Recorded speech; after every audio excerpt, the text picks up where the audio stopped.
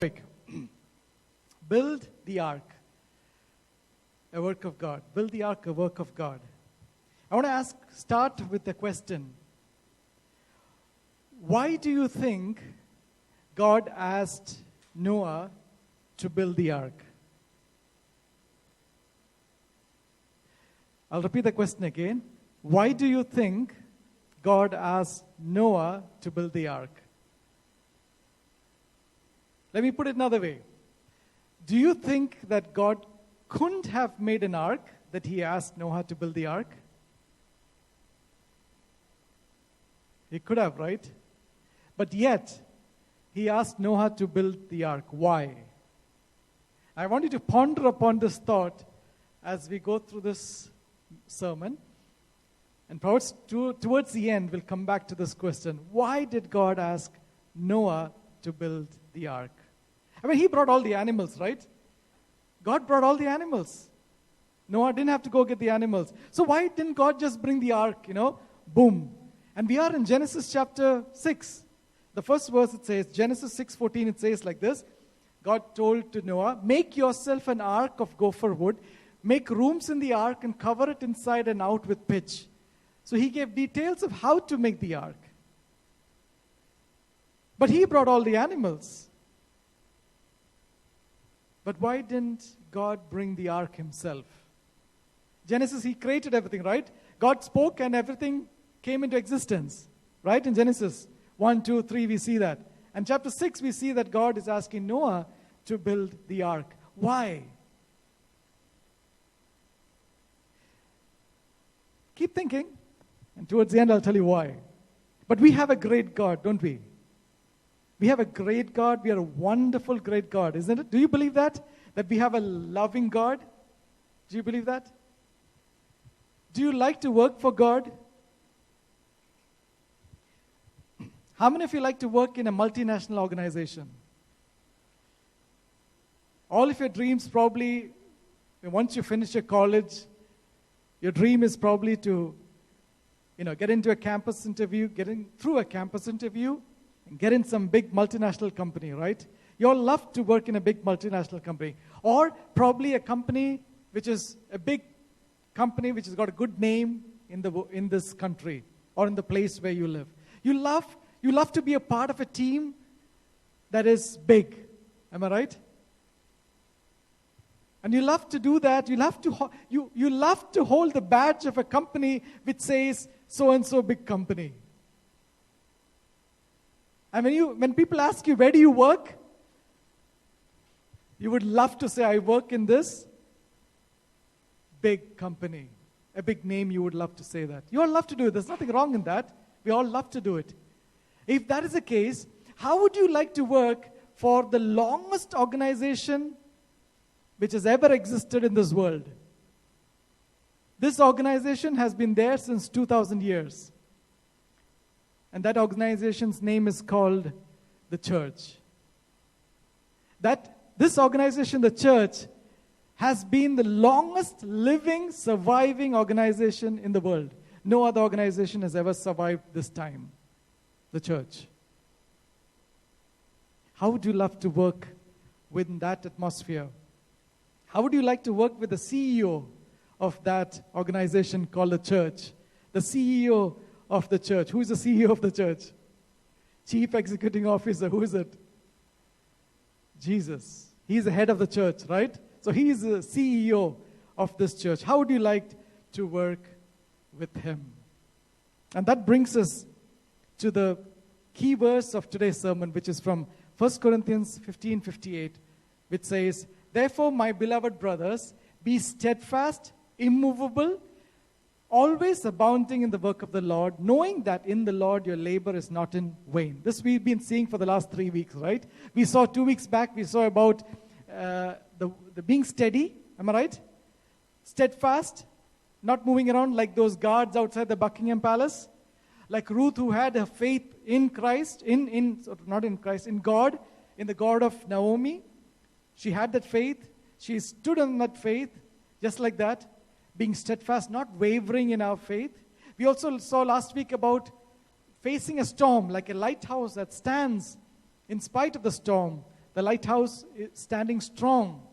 We saw through Paul's life of how he faced the storms, of how he encouraged the people, how he had communion with God, how he lived or talked or communed with God all through the times of the storm. We saw that last week. And today we want to focus on what it means to be abounding in the work of the Lord, knowing that the labor of yours is not in vain. So what is the work of the Lord? What do you think is the work of the Lord? Who started the work? Who first started work? You know, some people who are fed up of going to work, why should I go to work? Who started work? The work was started none other than God himself. If you go to Genesis chapter 2, verses 2 and 3. Genesis 2, 2 and 3. It says like this.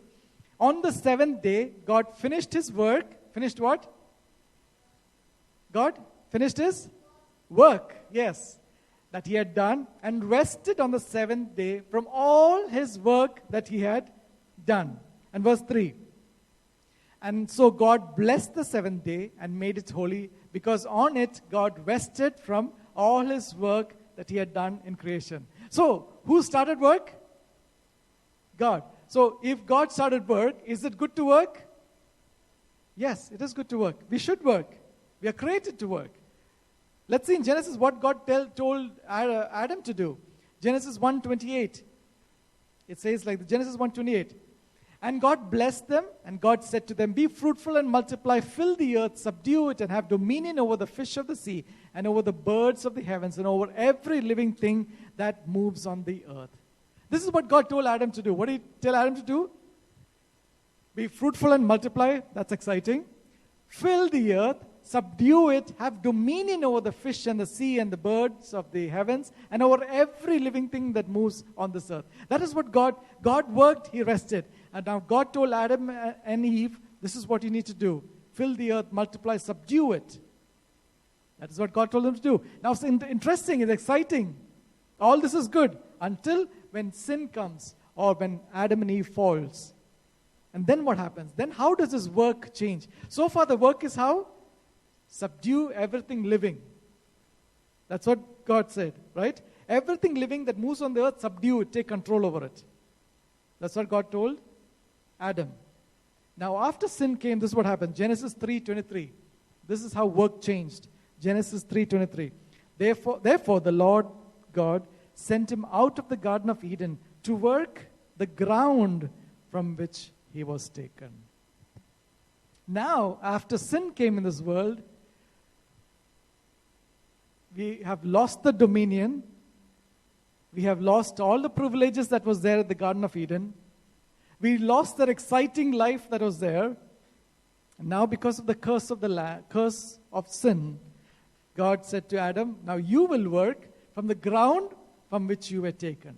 And you can read the scriptures about how the curse, the sweat, you will eat bread from the sweat of your face and all that. You will see that scriptures. So how work changed in this. But coming back to our key verse, where Paul encourages his church to work of the Lord. What does it mean to work in the Lord? What does it mean to work? Work itself means an occupation or a business, a workmanship, public business, political or religious, an activity directed towards making or doing something. An activity directed towards making or doing something. That is called work. It also indicates, some Bible scholars or Bible translators says the work that's talked about is spreading the gospel of the Lord, yes. Character building, influence of the Spirit, building up believers. All these are types of the work of God. The work of the Lord. What does it mean to be the work of the Lord? Psalms 119 speaks beautifully about the works of the Lord in the Old Testament. Now there's a difference between the Old Testament and New Testament. We'll study that. What does it mean in the Old Testament of the work of the Lord? Or how did God's work, or what can we see from the Word of God that God worked? How did He do it? Psalms 111, verses 1 to 9 says like this.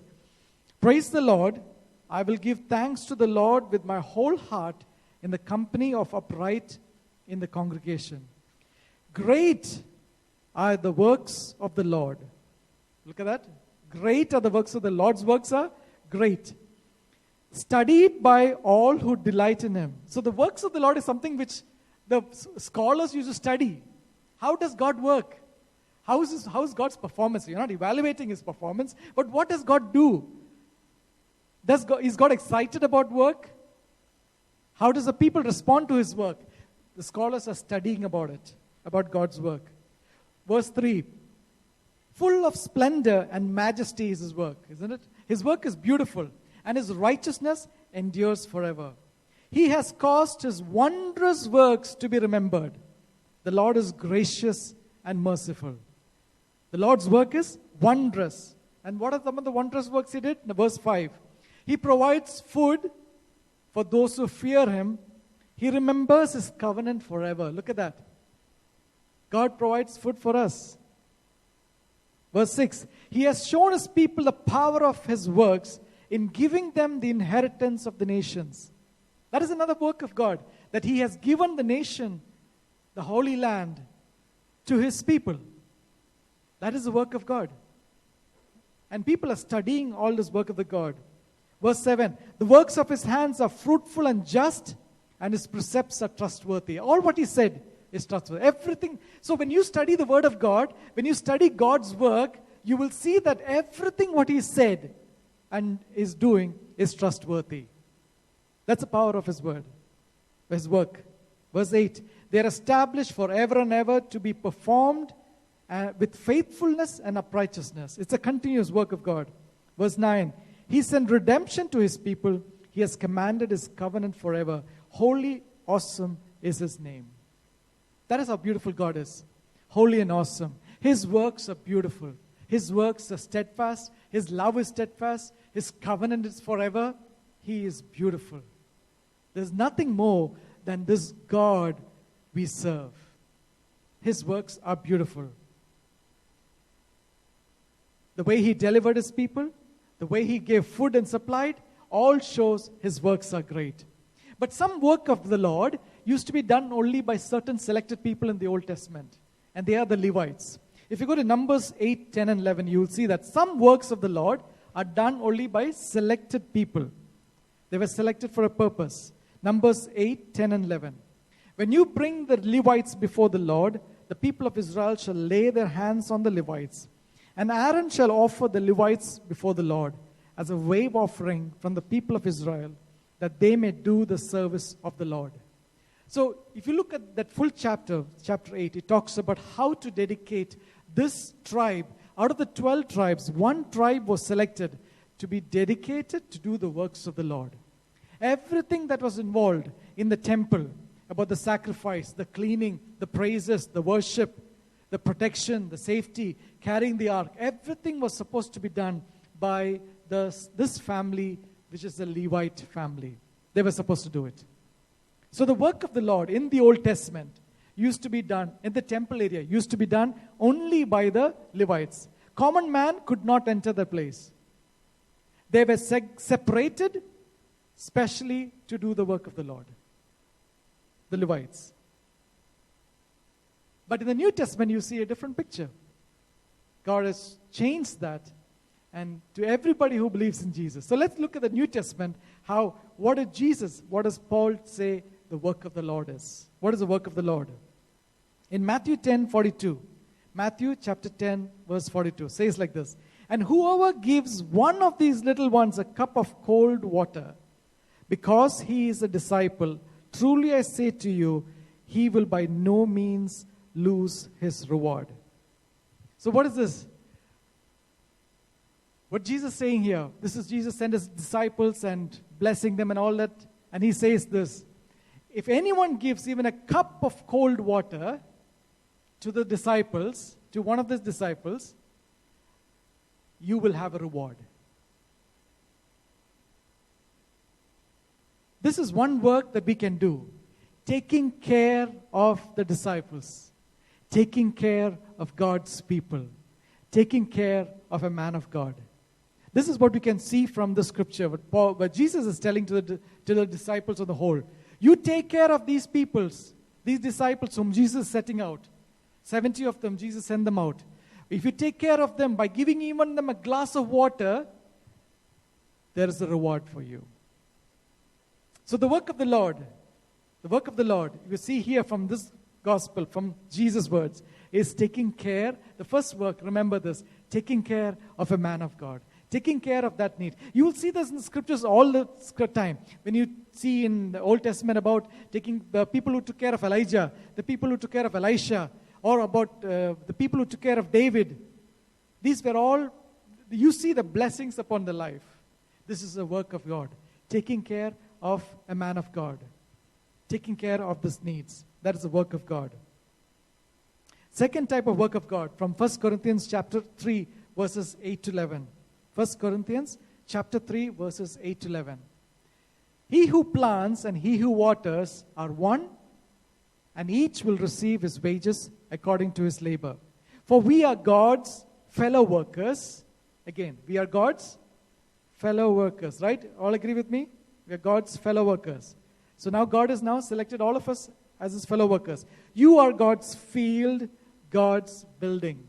So which is God's building? We're talking of the church here. The church is God's building. And you are God's fellow workers and God's fields. Verse 10. According to the grace of God given to me, like a skilled master builder, I laid a foundation, and someone else is building upon it. Let each one take care how he builds upon it. For no one can lay a foundation other than that which is laid, which is Jesus Christ. So what is the work, the fellow work that we are doing here? We are building a church. We are building the body of Christ. So when you build the body of Christ, the foundation is what we saw last week also. The strong foundation so that you cannot be unmoved, immovable. The foundation is Jesus Christ. Jesus Christ is the strong foundation. And we're building upon it. We are building the church. Some people have different works in the church, different activities in the church. But they're not the same. But they're all together to build the church. That brings us to the second point. Involving yourself in church activities. Involving yourself in church activities is the work of the Lord. The first work of the Lord was? First work of the Lord? Taking care of a man of God. Second is getting involved in the activities of a church. Take care of a man of God, getting involved in the activities of a church. The next one, John chapter 6, verses 25 to 29. What is the work we can find here? When Jesus found him on the other side of the sea, they said to him, Rabbi, when did you come here? Jesus answered, Truly, truly, I say to you, you are seeking me not because you saw signs, but because you ate your fill of loaves. This is after the miracle of breaking the bread or multiplying the fish and the loaf. Verse 27. Do not work for food that perish, but for the food that endures to eternal life, which the Son of Man will give you, for on him God the Father has set a seal. Again, so this is what God is saying. What is it? Do not work for food that perishes, but for the food that endures eternal life. Verse 28. Then they said to him, what must we do to be doing the works of God? This is the question I'm asking. What must we do to be doing the works of God? And Jesus answered in verse 29. Jesus answered them saying, this is the work of God, that you believe in him whom he has sent. So what is the work of God here? Believing in the one which God has sent as our Savior, as our Redeemer, is the work of God. So making another person believe and trust in Jesus, that is the work of God. So your job, your activities should be always focused not on food that will perish, but on eternal food that is going to last. That is, to make somebody trust in Jesus. To make somebody believe that this is the Son of God who will bring salvation to this world, who will bring salvation to that person. That is the work of God. To make another person believe and trust in God. So what are the three works of God? First work of God is take care of the man of God. Second work of God, involving in church activities. And the third work of God is belief and trust in Jesus. You and I too, need to sometimes believe in Jesus. Sometimes we come through situations, we look at and we say, oh no, I don't think God can do this. Or you don't remember to believe in God for this. But the Holy Spirit is reminding you today, believe and trust in Jesus. Make another person believe also that they have a Savior who is Jesus. And that is the work of God. That is the work of God. Remember these 3 works of God. Take care of a man of God, be involved in the church activities, and believe and trust in Jesus. Now I want to ask you, how many of you do some activity in church? Now, thankfully in our church here, all the people who are actively involved are here online, on site here, but others are offline. And I'm so happy that many children are coming forward to trust and to do some work for church activities. That's amazing. But those who are listening to me, what are the works that you do in church? That is, you are extending the hand of God or the work of God. Some of you must be thinking, well, I bring my tithes to church. That's enough. Some of you are like, okay, I bring my tithe, I give, pastor prays over it, ma salam. That's all I got to do. No, the tithe belongs to the Lord. It's not yours. You're just obligated to bring that tithe into the Lord. Anything more than that, yes, I will consider that as your passion or your work. But bringing the tithes alone doesn't involve you in the work of God. What is the kind of work you're doing in a church where you are planted? Whichever church be it, what is the kind of work you're doing to expand or to strengthen? You can do expansion or you can do strengthening, any one of them, to the church, to the body of Christ. Something to think about.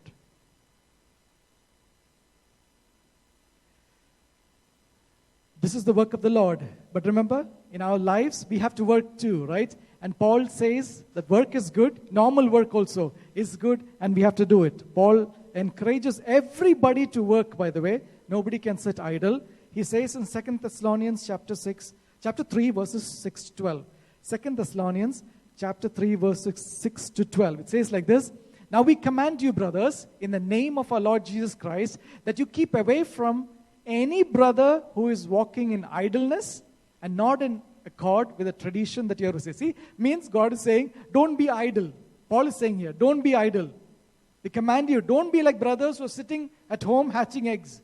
Don't be like a person sitting as a couch potato. No. Don't sit idle. That doesn't mean you should not take rest. Rest is required. But what Paul is trying to say is, don't sit idle. He explains that more in verse 7. For you yourself know how you ought to imitate us, because we were not idle when we were with you. So Paul is telling, imitate what we do. We didn't sit idle. We didn't relax and, make everybody work for us. No, we worked too. Verse 8, nor did we eat anyone's bread without paying for it.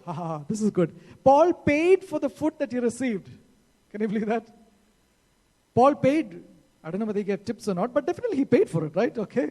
But with toil and labor, we worked night and day that we might not be a burden to any of you. And we know the other scripture says that Paul used to make tents along Aquila and Priscilla. They used to make tents together and sell and make money. So Paul used to work itself. Doing God's work, he used to work too. Verse 9. It was not because we do not have that right, but to give you in ourselves an example to imitate. For even when we were with you, we would give you this command: if anyone is not willing to work, let him not eat. Means if you're not working, don't eat. Okay? Verse 11. For we hear that some among you walk in idleness, not busy at work, but busybodies. Everybody say busybodies. Busybodies. Okay? We'll come to that. Verse 12. Now such persons we command and encourage in the Lord Jesus to do their work quietly and to earn their own living. Look at that. What's Paul telling? Work. I command you to work. You have to work. I did that. We did that. So you all have to do it to imitate what we are doing. Work is a good thing. Working for God is good. Making money is also good. We need to do that. Paul did both. Paul worked to make a living, to support himself, and he did God's work too. We need to do the same. Work, support yourself and your family, and be involved in God's work. Be involved in taking care of a man of God. Be involved in church activities. Be involved in bringing gospel, bringing the truth to another person, to the belief of Jesus Christ. Right? And then it says, coming back to our key verse, Paul says, 1 Corinthians 15:58, it says, therefore, my beloved brothers, be steadfast, we saw, immovable, we saw, always abounding in the work of the Lord, yes, knowing that in the Lord labor is not in vain. So, how this work of the Lord we have to do? How do we have to do it? Always abounding. Everybody say abounding. Abounding in the work of the Lord means something exciting, something excess, diligently preserving towards perfection, continually making advance, giving great diligence, preservation. These are all attributes or adjectives related to the word which says abounding in the work of the Lord, which means the work of the Lord you have to keep on improving, keep on doing, keep on making it better. Be diligent, preserve that work. Make it better and better in the work that you do. So Paul is telling here, be abounding in the work of the Lord. And the best relation to that verse, abounding, is found when Jesus said in Luke 6:38. Luke 6:38. Give, and it will be given to you. Good measure, pressed down, shaken together, running over, and it will be on your lap. For with the measure you use, it will be measured back to you. That's the concept of abounding in God's work. When God said give, like it's a measuring cup where you fill it and you press it, you shake it, you fill it more till it overflows. That is the kind of work that you need to do in taking care of a man of God, in taking care of a church activity, in making a person believe in Jesus Christ. How many of you are involved in the work of the Lord? How many of you are involved? You might be saying, yes, I'm involved. Now let me ask you, are you abounding in that work of the Lord? Yes, no, yes, no, abounding? You are doing, yeah. They told me to do this, so I did this. Okay, why don't you do that? No, they didn't tell me to do it, so I won't do it. I will sit here till they tell me to do it. That is the attitude many Christians have. Nobody called me. Nobody told me. But Paul is encouraging guys here, if you believe in the resurrection, 1 Corinthians 15 talks about resurrection and our afterlife. If you really believe in the resurrection and the afterlife, be steadfast and be not moving, immovable, and be abounding in the work of the Lord. Excess in the work of the Lord. Be excellent in the work of the Lord. These are the meaning. Excellent in the work of the Lord. Are we doing that? Think for yourself. Are you doing that? Are you abounding in the work that you're doing? Are you doing enough to improve on the work that you're doing? That's something which Paul is asking. That's something the Holy Spirit should be asking you today.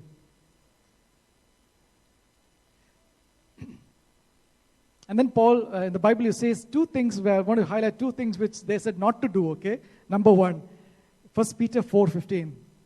Peter says, it says, but let none of you suffer as a murderer or a thief or an evildoer or as a meddler. You know what's a meddler?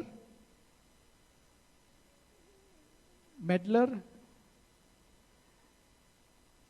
A person who meddles with stuff and is useless. Nothing. They just meddle with things. Finally, there's no point. So Peter is telling here, don't be a person meddler. Remember I told you the word busybodies? Busybodies also the same meaning. They show themselves they are very busy, but ultimately what gets done? Nothing. You know, some people at work are there, no? Oh, I got so much of work to do. I got so much of work to do. I'm busy with this. I'm busy with that. Finally, what is the output? Nothing. Zero. There's no output. Busybodies. Peter says, don't be a meddler. Don't be a busybody. That's what he says. That kind of work, is not for believers. If a believer is termed as a busybody or a meddler, you meddle with things and there is no output, hello, then you're not doing God's work. You're not doing any work, which is both is wrong. So let's focus, let's get doing something right. Okay? And number 2, Paul says not to do is Romans 14:20. Do not for the sake of food destroy the work of God. Everything is indeed clean, but it is wrong for anyone to make another stumble in what he eats. So we're talking about the food offered to idols and all that. Paul says, finally, the bottom line is this: food as its own doesn't make you evil or unholy. So but however, if somebody is offended by it, don't eat, he says. So the key is not to make another person stumble in his faith. Not to be a stumbling block in his faith. So 2 things the scripture says not to be. Number 1 is don't be a meddler or a busybody. And number 2, don't be a stumbler. Meddler and a stumbler. Remember this. Don't be a busybody. Busy, always busy. But output nothing. So don't be a busybody or a meddler, and don't be a stumbler, the scripture says. So, keeping in mind that therefore, my beloved brothers, be steadfast, immovable, always abounding in the work of the Lord, knowing that knowing that in the Lord your labor is not in vain. So whatever you do in the Lord, it will not go in vain. Which means there is a reward when we finish it, when we do it. At the resurrection time, there's the reward. 1 Corinthians 3:13-15 says like this: each one's work will become manifest, for the day will disclose it, because it will be revealed by fire, and the fire will test what sort of work each one has done. If the work that anyone has built on the foundation survives, he will receive a reward. If anyone's work is burned up, he will suffer loss, though he himself will be saved, but only as through fire. So the work that you do has a reward. That's what Paul is saying and reminding. Any work that you do, Jesus said, even if you give a glass of water, there is a reward for that. So every and any work that you do for a man of God, or for the church, or for another believer, there is a reward. And that is our work we need to do. Okay? So they are all going to be, all these works, they're going to be tested. And if it's burned up, no reward. But if it stays, you have more reward. You will be saved, yes, but your works will be burnt up. Now I want to come to the question that I asked you in the beginning of the sermon. Why did God ask Noah to build the ark? Why did God make Noah work? Don't you think God could have brought the ark from the sky if God created everything else? God could have brought the ark too. But why didn't he? Why did he involve Noah and ask Noah to build the ark? And the answer to that is because God wants you and I to be a part of what he is doing in this world. God wants you and I to be a part of his family, of what he is doing in this world. It's not that he can't do it. He can do it. He can bring elephants from the sky. And he brought all the animals to the ark. So it's not possible, it's not impossible for God to bring the ark also. But he chose not to do it. And he asked Noah to do it because he wanted Noah to be a part of that great plan of God. Isn't that beautiful? Isn't that beautiful that our God, not only that we have to follow him, is that he wants us involved in his work.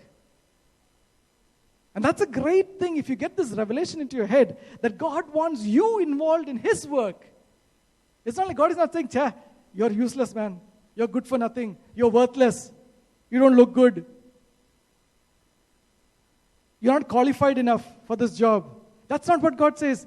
God wants you involved in his work. And if you are willing, he is able to lead you into that. That is God's work. Right from the scriptures in the beginning onwards, we see that God wants to be involved. Quickly, a few verses to the concept of the divine family. Psalms 89 verses 5 and 7 says like this: "Let the heavens praise your wonders, O Lord, your faithfulness in the assembly of the holy ones." So you see that all through the Old Testament, you see whenever God is doing things, He is not doing alone. Whenever God has done things in the scriptures, He's always had spiritual beings along with Him to execute it. So the assembly of the holy ones. Verse 6, "For who in the skies can be compared to the Lord? Who among the heavenly beings is like the Lord? A God greatly to be feared in the council of the holy ones, and awesome above all around Him." See that? God is working in the council, a divine council, a big like a family which is existing, a spiritual, angelic family, you can call it. That is how God is working through that. He's working in our lives. And He worked through Adam also like that. Remember, He used to come to Adam every day at the cool of the day. To come to Adam and talk to them and see how things are going on. That's how God worked. He loved the family. That's why God said, "Let us make man in our own image to represent us in our own image." He likes the family. He likes you and me. He wants us, you and me. So Adam knew what it is to be in fellowship with God. From Adam to Enoch, Enoch walked with God. You see in Genesis 5:22, it says, "Enoch walked with God after he fathered Methuselah 300 years and had other sons and daughters." See, Adam walked with God. Enoch walked with God. Genesis 6:9, who else walked with God? Noah. These are the generations of Noah. Noah was a righteous man, blameless in his generation. And then it says, Noah walked with God. Look at that. God has a divine family, a divine council. God came to Adam, walked with him in the evening of the day. God came to Noah, walked with Noah. I don't know how long, but he walked. That's what the scripture says. God came to Enoch. Enoch walked with God. Noah walked with God. So God is always involved with people to get His work done, to get the plan of redemption of this world back through you and me. That is our plan, and that is our work. So God is doing it. God comes to Abraham. God comes to Isaac and Jacob. God comes to Moses in the fire.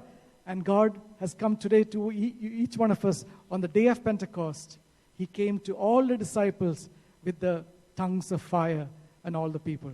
So that is how God included all of us into that divine council now. Now you and I are part of that big organization. That's why it says 2 Corinthians 5:20, it says like this: "Therefore, we are sweepers." Does it say that? Therefore, we are workers, not just that. We are ambassadors for Christ. God making His appeal through us. Look at that. Look at our position. We are ambassadors of God. Ambassadors means we will represent God in our lives, in this world here. Matthew 24:37-39. "For as were the days of Noah, so will be the coming of the Son of Man. For as in those days before the flood, they were eating and drinking, marrying and giving into marriage, until the day when Noah entered the ark. And they were unaware until the flood came and swept them all away. So will be the coming of man." Just as in the Noah's days, God walked with Noah, yes. Salvation was open for everybody, but nobody believed. It took, some say, 120 years to make the ark. But some scholars say maybe 30 years, 40 years it took to build the ark, whatever it is. Noah patiently built the ark. While, what were the world doing? The world was partying, drinking, marrying, giving into marriage, not at all bothered about God or anything of the work of God. They're going in their own life. And what happened finally? The door got closed and they all died in the flood. We know that. So, building the ark. Are you part of building the ark of God? That church, the body of God, that church, that building where Jesus Christ is the foundation, that ark which can save people. You might be thinking, oh, I'm just a housewife. I'm staying at home. But being a housewife, can you take care of your neighbors? Blessing them, taking care of them. Take care of a man of God. Many things you can do. If you open your mind and are willing for God to speak to you, you can do great things for God. You can do great works for God. And I want to close with this verses. Ephesians chapter 2, verses 4 to 10. Ephesians chapter 2, verses 4 to 10. But God, being rich in mercy, because of the great love which He has loved us, even when we were dead in our trespass, made us alive together with Christ. By grace you have been saved. And raised us up with Him, seated us with Him in the heavenly places in Christ. Now, where are we now? Where are we now? Seated with Christ in the heavenly place. Now, look at the divine council, the big family which God had before and still God has now. Before, it used to be only angelic beings. Then it became Adam and Enoch and Noah, then only some prophets. But today, you and I are now adopted, grafted. These are the concepts Paul uses to tell you that you are part of that big family, which is the divine family of God, in which God is telling you to execute certain works, which is the work of God. That huge spiritual family, cloud of witness also they call it. Some scholars think that Paul is referring to the cloud of witness. That's what he means. Of the people who, maybe the people of faith who were there, how they lived on, how the faith of theirs live on. You and I are now grafted, adopted, joined together with that great family. And what are we doing in that family? We have some work to do. You and I, all of us, each one of us, have some work to do in that family. And I showed you 3 things from the scriptures. Number 1, taking care of a man of God. Number 2, being actively involved in a church activity. Number 3 is what? Making another person believe and trust in Jesus. These are 3 works of God that you and I can do. If you're not doing anywhere, not involved anywhere, I want you to get involved somewhere. Do something for God.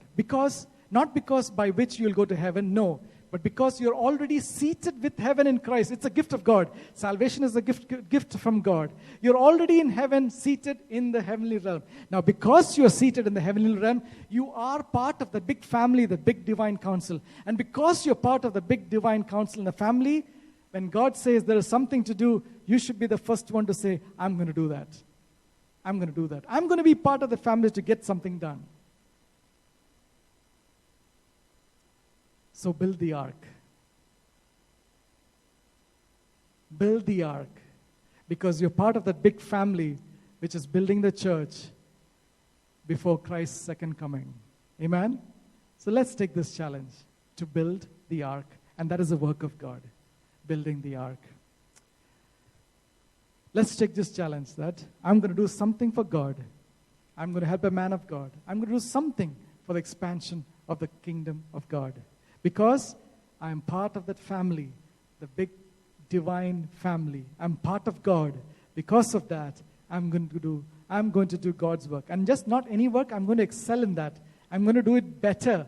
I'm going to make it perfect. I'm going to do it the best I can because I have God behind me. Because He is a good God and a perfect God. Amen. Amen. Shall we close in prayer? Father, we thank you for these beautiful scriptures, Lord. We thank you, Lord, for your encouragement. And we thank you for your Holy Spirit that is in us, which is speaking to us right now, showing us what we can do, Lord, for you, because we love you and we honor you and we bless you. Thank you, Jesus. Thank you for your love. Thank you for your grace. Thank you for the gift of salvation, Lord. Thank you, Lord Father, that no matter what we do, we can never enter that divine council, that family, or to be an ambassador. But you chose us, you grafted us, and you made us your ambassadors and a part of that family of yours. Thank you, Lord, so much for making us part. And Lord, today we want to open our hearts to you, Lord, and speak to us. Anything that we can do for you, Lord. Maybe even it's a glass of water.